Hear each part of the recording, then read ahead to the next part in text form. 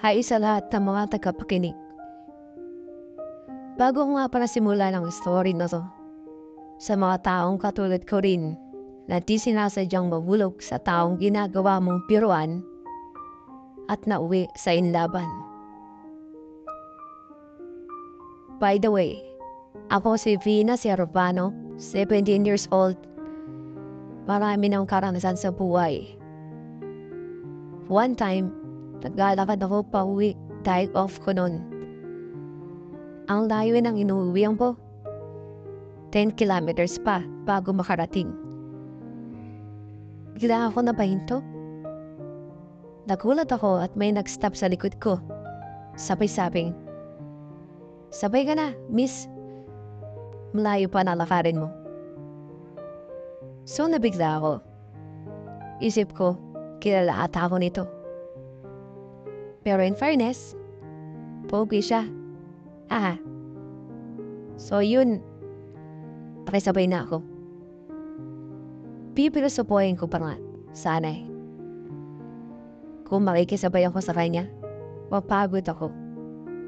Lalo, di na ako makasabay dahil sa bilis ng motor. Pero hindi ko na sinabi bakit di ako pasakayin eh. Naku, lumakad. Mga ilang araw ang lumipas. Di siya mawala sa isip ko. Di ko na naiintindihan. Hindi ko na rin hindi yung mga maniligaw ko. Char.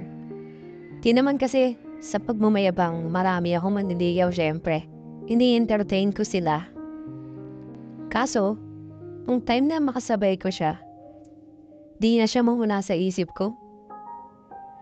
Isa lang po akong yaya. Minsan nga naisipan ang kasama ko. Tumakas ng gabi, maigpig kasi ang hamon namin. So sumama naman ako. Nung pabalik na kami, nakita ko na naman siya. Hinintuan kami. Kasi naglalakad lang talaga kami. Matilim pa. So nung time na yon, hindi niya number ko. So medyo pakipot naman ako. Di ko binigay. So sabi niya, search ko na lang daw name niya sa FB. At add ko siya. Nung makarating na kami, agad ko siyang inad. Inaccept naman niya ako. Di ko akalain na gusto siya sa akin. Ako naman, natawa lang kasi wala pa naman akong feelings sa kanya. Isip-isip ko, biro lang to. Kumbaga, may L lang kasi pogi siya. Nakasabay lang din ako. Pareho kami nagdolokohan. Halos magdamag ang video call namin. Talo po namin na magjowa. Talaga? So sabi niya, kami na lang daw. So pumayag naman ako. Kasi nga biro lang. Habang tumatakas na ako gabi-gabi, nakikita na kami, sinusundo niya ako. Dahil niya laro lang eh. Yan lang yung pinaiiral namin. One time, na may nangyari sa amin, parang wala lang din, nakalipas ang ilang araw. Ganun pa rin. May nangyari na naman. Pero bigla na naman nakaramdam ng inis.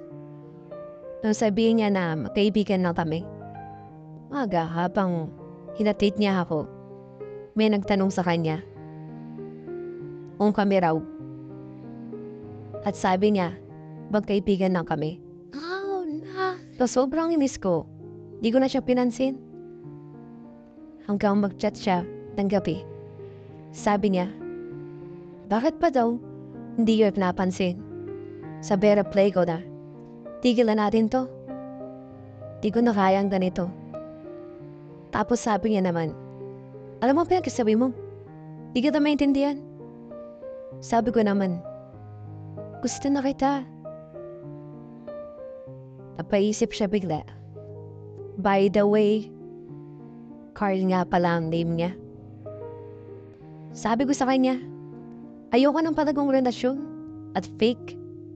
Kaya kung wala ka naman talaga nararamdaman sa akin, tigil na natin to. Dahil lalo akong nai-love sa'yo. So tumawa siya. Sabi ko, nakakatawa ba? Reply niya, kala mo ikaw lang ang oo. Dati wala akong feeling sa'yo. Pero nung nakilala kita, nang unti-unting nahulog ang puso ko sa'yo. Kaya kung pwede, tutuhanin na natin to. Sabi ko naman, paano mo nasabing baka biro na naman yan? Diyan ka naman magaling.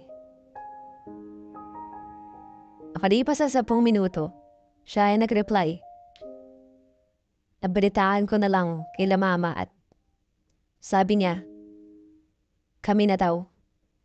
At di ko alam, close niya pala si papa at mama. Doon ko lang nalaman, so natawa ko. Simula na naging open na kami at hindi na fake ang relationship namin. Bumalik yung dating init. Siyempre hindi mawawala yung kail namin sa isa't isa.